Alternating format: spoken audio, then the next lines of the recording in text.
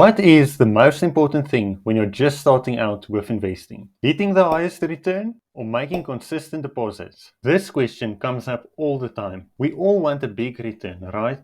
But what if I told you that there is something more important than obsessing over getting that extra percentage on your investment right at the start?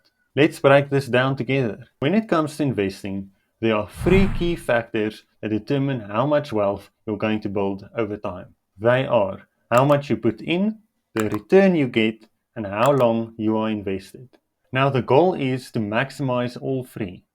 More deposits, higher returns, and more time. But when you're just starting out, which one should you be focusing on? Let's walk through this with a practical example over 5 years to highlight which one matters more.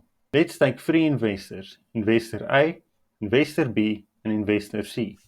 Investor A starts with $100 and gets a solid 15% return every year, but makes no additional deposits. At the end of 5 years, he's done pretty well. After compounding that 15% return each year, Investor A's account has grown to $211. Not bad, right? He more than doubled his money in 5 years, just by letting it grow and compound. Now let's take a look at Investor B. She starts with the same $100, but she only gets a 10% return each year, lower than Investor A's 15%. But here's the difference. Investor B deposits $10 at the end of each year. After 5 years of consistently adding just a little extra, Investor B's account has grown to $226. So even though Investor B had a lower return rate, they end up with more money in 5 years. Why is this? Because she kept contributing to her investment. It wasn't all about getting the best return. It was about making those regular deposits. Now let's add Investor C to the picture. Investor C also starts with $100, just like the other two investors, and he gets the same 15% return as Investor A. But here's the difference. Like Investor B, Investor C deposits $10 at the end of each year. So what does that do for the investment? After 5 years, Investor C's account has grown to $280.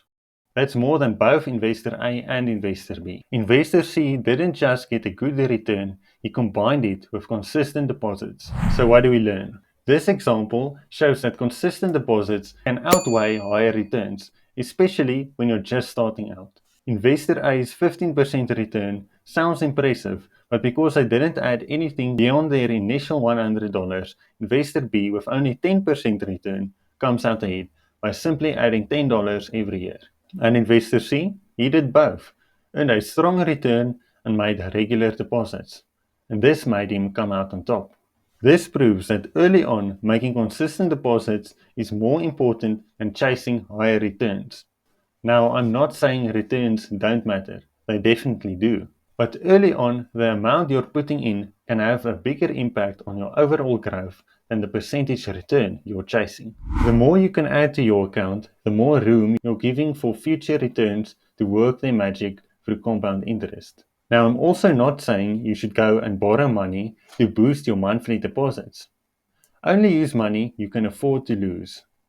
Now, there is a point where returns start to matter more than deposits, and it's when your returns begin to outpace the amount you're contributing each month or year. Let's break this down. Say you're consistently depositing $100 each month into your investment account, and you're getting a modest 6% return. At the start, that $100 deposit is the key driver of your portfolio's growth. But as your account grows, the returns will begin to compound more effectively. Once you're earning $200 a month in returns, but only depositing $100, then the returns start to play a bigger role in your wealth building. Let's make a quick example to really nail this point home. If you're earning 6% on $1,000, that's $60 in a year. If you're adding $100 a month, that's $1,200 over the year, and your deposits outweigh your returns. But what happens when your portfolio grows to $20,000 and you're earning 6% on that? Now your annual returns is also $1,200, equal to your deposits. At this point, returns are starting to pull their weight. So what's the key takeaway here? When you're just starting out, focus on deposits. Even small amounts, like Investor B's $10 per year, can have a big impact when combined with time and compound interest. Investor B ended up ahead because they consistently added to their investment, even though their returns were lower. Investor C, by adding consistent deposits and earning a strong return, came out even further ahead. As I said earlier, ideally you want to maximize all three factors: how much you put in, the return you get, and how long you are invested. But when you're just starting out, it's the amount you're putting in that will have the biggest impact. As your account grows, returns will start to take over. But until you get to that point, focus on what you can control, making consistent deposits. And eventually, you'll reach a point where your portfolio is large enough that the returns will really start to take off. And that's when you can start focusing on optimizing those returns. When your money starts making more money than you're depositing each month, that's when the returns will be the driver of your wealth and growth. But until then, it's the deposits that matter. You can't control the market, and you won't always be able to hit those higher returns. What you can control is how much you add to your account. Keep building that base, and over time, the compounding effect will take care of the rest. So while high returns are exciting, don't worry too much about squeezing out an extra percentage in the early days. Focus on what you can control. Trust the process, and soon enough, your portfolio will be growing, not just because of what you're putting in, but because of the power of compounding. And I'll see you in the next one.